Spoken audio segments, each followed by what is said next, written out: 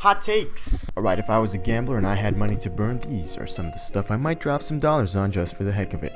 At the end of the 2019-2020 season, if I got 2 of these correct, I'll officially be the self-proclaimed king of hot takes that are just cool enough. Full disclosure, I'm a Raptors fan and may or may not be somewhat of a homer sometimes. 1. Let's get this one out of the way first. The Toronto Raptors will have a lower defensive rating than the Los Angeles Clippers despite losing Kawhi Leonard to them. I honestly think this isn't even that hot of a take. Who on the floor is a defensive liability for the Raptors? Literally every single one of the projected rotation players is a plus defender except for Norm, and we know he can defend with his wingspan and all. If Norman Powell is statistically your worst defender, your hoop is probably in some good hands. Couple this with the fact that Kawhi has tasted the sweet comfort that is load management and will probably want seconds, and that Paul George is recovering from an injury, I think this bet is relatively on the safe side. 2. The Houston Rockets will be your NBA World Champions. This regular season juggernaut of the past 2 seasons just added an MVP in his prime. Mind you, the only team that eliminated these Rockets from championship contention is another regular season juggernaut that added a different MVP in his prime. And that path is looking as open as it has in a while. Russell Westbrook is going to be surrounded by shooters, and one of those shooters is James freaking Harden, coming off a 36 PPG season to be MVP runner-up yet again? Just shut the league down, why even let the next few seasons play out?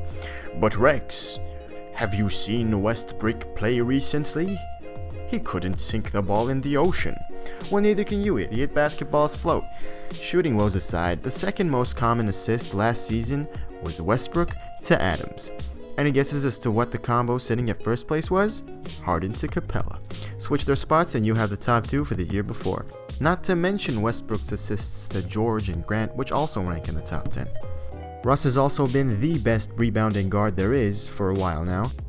In the 2018-2019 season, Russell Westbrook had by far the most assists, potential assists, and assisted points created per game. He also made a career-high 65% of his attempts within 3 feet without that D'Antoni spacing to work with. Sadly, we only get 1 basketball per game for the players to play with, and I get that, but great players make it work.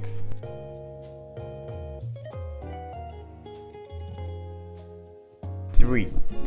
The MVP of the league this year will be none other than Damian Lillard.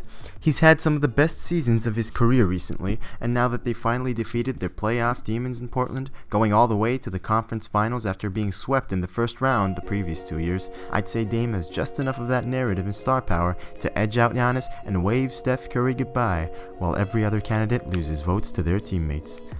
The other stone-faced killer may have won the latest finals MVP, but it turns out Lillard is taking home the Maurice Podoloff before him. Who'd have guessed? Side note, did you guys know who the statue on the MVP trophy was supposed to be? This is literally the first time I heard the name Maurice Podoloff, but I also feel like that's because of my own ignorance and that it should be more common knowledge. I don't know.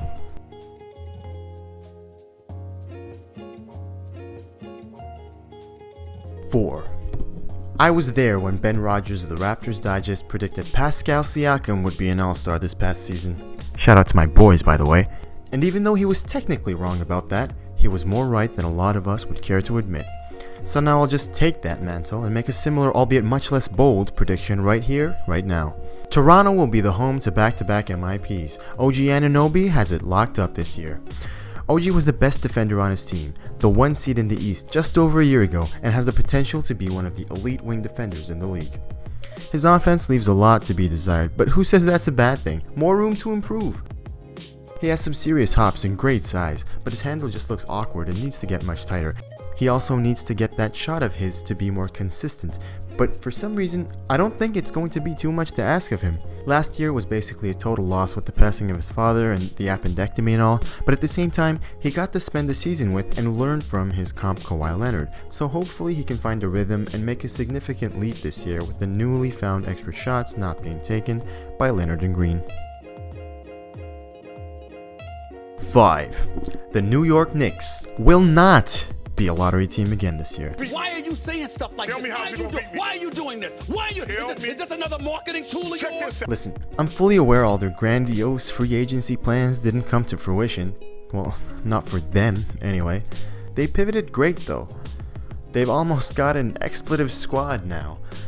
Their young core is promising with Robinson, Trier, Smith Jr., and you already know I'm high on Barrett. Plus, Brazdeikis seems like he might be a steal early on.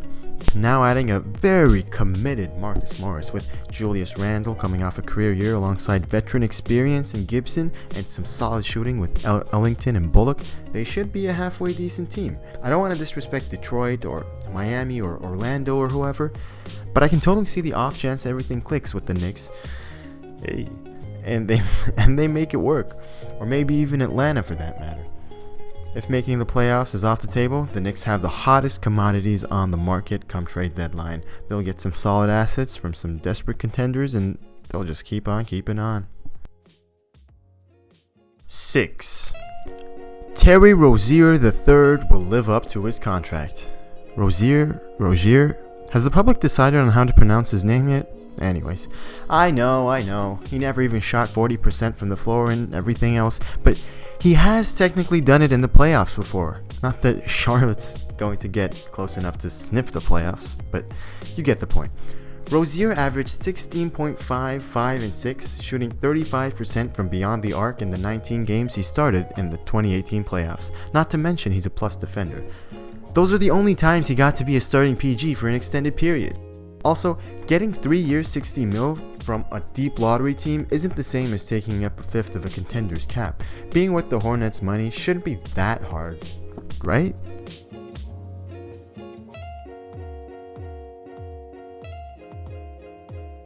Seven. Carmelo Anthony is going to be an NBA champion. What? Now, I know I'm contradicting myself here because he sure as hell isn't going to be playing for the Rockets, but I'll give myself a pass on this one because he isn't signed with the team as of yet.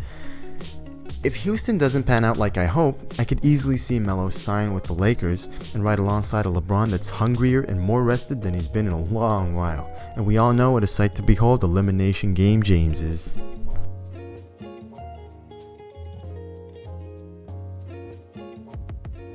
8. Brooklyn won't be that much better. I feel like this take is on the hotter side, but they lost a lot of big pieces, and although we expect LeVert and his herky-jerky playstyle to make a big leap, the East also seems to be making strides every year. The Nets might not even have home court this year. Milwaukee's going to be a juggernaut even without Brogdon's contribution. Philly isn't going to need much help with that starting lineup. And I don't know for sure that Brooklyn is better than Indiana or Toronto or Boston or Miami. I can't speak much for the playoffs because the Nets undeniably got an efficient, score-first guard that's a borderline superstar and a bona fide closer. However, the reality that the only good playoff runs we've seen from Kyrie came with LeBron's gravity right there by his side still technically stands 2 years later. That Nets team isn't sneaking up on anybody anymore, and they're going to have a lot to prove this season.